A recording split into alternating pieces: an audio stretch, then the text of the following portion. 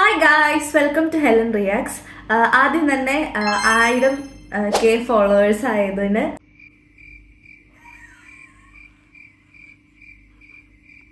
അപ്പം അതാവും ആയെന്നർത്ഥം.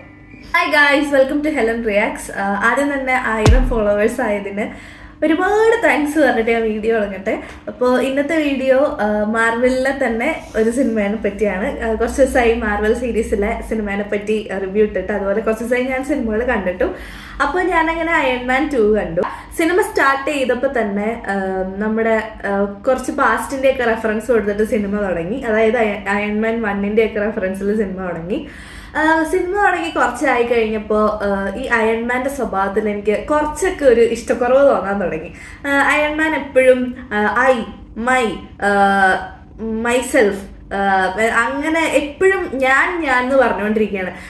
ഇതെന്താ ഈ അയൺമാൻ ഇങ്ങനെ? അയൺമാൻ എന്താ ഭയങ്കര സ്വയം പൊങ്ങിയായിട്ട് മാറിയോ? കാരണം അയൺമാൻ എപ്പോഴും പറയണ ഞാനാണ് ലോകത്തെ മുഴുവൻ രക്ഷിച്ചത്, ഞാനാണ് ഈ ലോകത്തിലെ ഏറ്റവും നല്ലത്, ഞാനാണ് ഈ ലോകത്തിലെ ഏറ്റവും അടിപൊളി, ഞാനാണ് ഈ ലോകത്തിലെ സെറ്റപ്പ് ആയിട്ടുള്ള ആള്, ഞാനാണ് ഈ ലോകത്തിന് തന്നെ വേണം, എന്നാലാണ് ഇവിടെ പീസ് റിസ്റ്റോർ ആവുള്ളൂ. അങ്ങനെ ഞാൻ ഇങ്ങനെ പറഞ്ഞുകൊണ്ടിരിക്കുകയായിരുന്നു.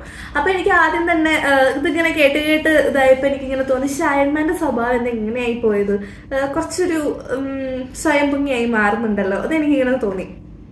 അത് കഴിഞ്ഞ് പിന്നെ കുറച്ച് കഴിഞ്ഞപ്പോൾ അയൺമാൻ ഈ അയൺ സ്യൂട്ട് ഇട്ടിട്ടും പിന്നെ ആർക്കൊക്കെ ഇട്ടിട്ടും പുള്ളിക്ക് ഹാർട്ടിനെ പ്രവർത്തിപ്പിക്കാനുള്ള ആർക്ക് ഉണ്ടല്ലോ, അപ്പോൾ അതൊക്കെ യൂസ് ചെയ്തിട്ട് പുള്ളിക്ക് റിയാക്ഷൻസ് വരാൻ തുടങ്ങി ബോഡിയിൽ. അപ്പോൾ അത് നെഗറ്റീവായിട്ടാണ് വന്നത്. അങ്ങനെ പല അസുഖങ്ങൾ വരാൻ തുടങ്ങി. പുള്ളി മരിക്കാൻ പോകാന്നുള്ള ഒരു സെറ്റപ്പിലേക്ക് എത്തിയപ്പോൾ അയൺമാൻ്റെ സ്വഭാവം വളരെ മോശമായി മാറാൻ തുടങ്ങി. എന്ന് വെച്ചാൽ ബാക്കിയൊന്നും കെയർ ചെയ്യാതെ അങ്ങനെ സിനിമ അങ്ങനെ പോയി.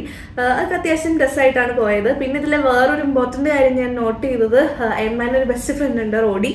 അപ്പോൾ റോഡി ഈ സിനിമയിൽ വേറൊരാളായിരുന്നു. അതായത് ഫസ്റ്റ് സിനിമ അയൺമാൻ 1-ൽ ഉണ്ടായിരുന്ന ആളല്ലായിരുന്നു, അയൺമാൻ 2-ൽ അയാൾ മാറിപ്പോയി.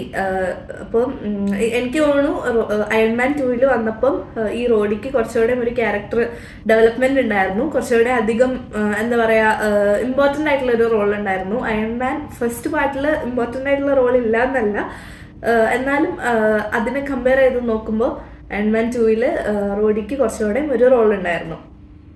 അത് കഴിഞ്ഞിട്ട് പിന്നെ സ്കാർലറ്റ് ജോൺസൺ ഉണ്ട്. അപ്പോൾ നമ്മൾ സത്യം പറഞ്ഞാൽ എനിക്ക് ഇത് കണ്ടത് വരെ എനിക്ക് നിക് ഫ്യൂറി ഈ ടീമൊക്കെ ഞാൻ ടി വി എന്നാണ് പറഞ്ഞുകൊണ്ടിരുന്നത്. അപ്പം ഈ സിനിമ കണ്ടപ്പോഴാണ് എനിക്ക് ബേസിക്കായിട്ട് ഷീൽഡ് എന്ന് പറഞ്ഞിട്ടൊരു സംഭവത്തിനെ പറ്റി ഒരു ഐഡിയ വന്നത്.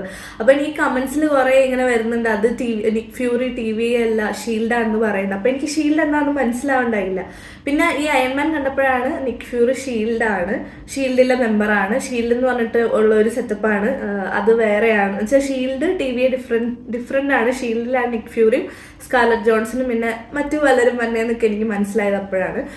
അങ്ങനെ നിക് ഫ്യൂറി അയൺമാനെ കാണാണ്. എന്നിട്ട് ഹവാർഡ് സ്റ്റാർക്കൊക്കെ വരുന്നുണ്ട്. അപ്പോൾ ഹവാർഡ് സ്റ്റാർക്കിൻ്റെ കുറേ ഒരു പഴയ വീഡിയോ ഒക്കെ കണ്ട് അയൺമാൻ പുതിയൊരു എലമെന്റ് ഉണ്ടാക്കല്ല, ഒരു എലമെന്റ് റീകൺസ്ട്രക്ട് ചെയ്യാണ്.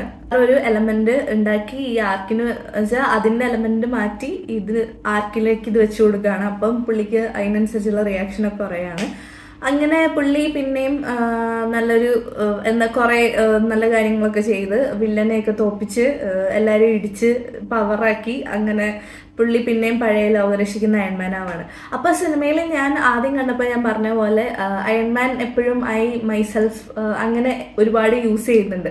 അപ്പോൾ ഞാൻ വിചാരിച്ചു, ഓക്കെ, എനിക്ക് അയൺമാനോട് ഇനി ഇഷ്ടക്കുറവുള്ളതുകൊണ്ടാണോ എനിക്കിങ്ങനെ തോന്നണേന്ന് ഞാൻ ആലോചിച്ചു. പക്ഷെ അവസാനം എത്തിയപ്പോൾ പുള്ളിയുടെ ഒരു ക്യാരക്ടർ അനാലിസിസ് അതിലെ ഒരു സ്കാർലറ്റ് ജോൺസൺ നടത്തിയിരുന്നു. അതായത് സ്കാർലറ്റ് ജോൺസൺ ഷീൽഡിലെ ഒരു മെമ്പറാണ്.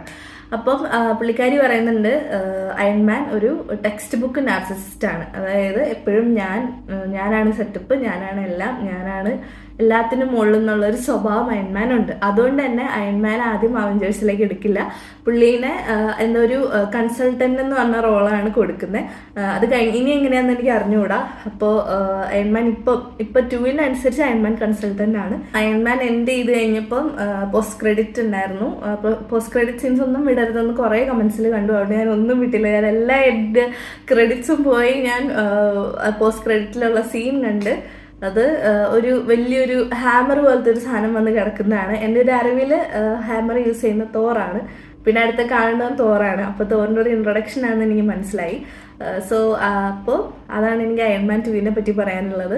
റോബർട്ട് ഡൗണി ജൂനിയർ ഭയങ്കര രസമായിട്ടാണ് അയൺമാൻ ചെയ്തേക്കുന്നത്. വെച്ചാൽ നമുക്ക് ചില സമയത്ത് ഇയാളിത് എന്ത് സ്വയം പൊങ്ങിയാണെന്ന് തോന്നിപ്പോവും. അത് അയൺമാൻ അങ്ങനത്തെ ഒരു ക്യാരക്ടറാണ്, അതുകൊണ്ടാണ്.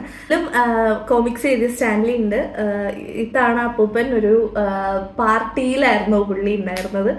അങ്ങനെ നല്ല രസമായിട്ട് സിനിമ പോയി. ഇതിലെ ഗ്രാഫിക്സും VFX ആണെങ്കിലും ഞാനൊന്നും പറയേണ്ട കാര്യമില്ല, അടിപൊളിയായിട്ടാണ് പോയത്.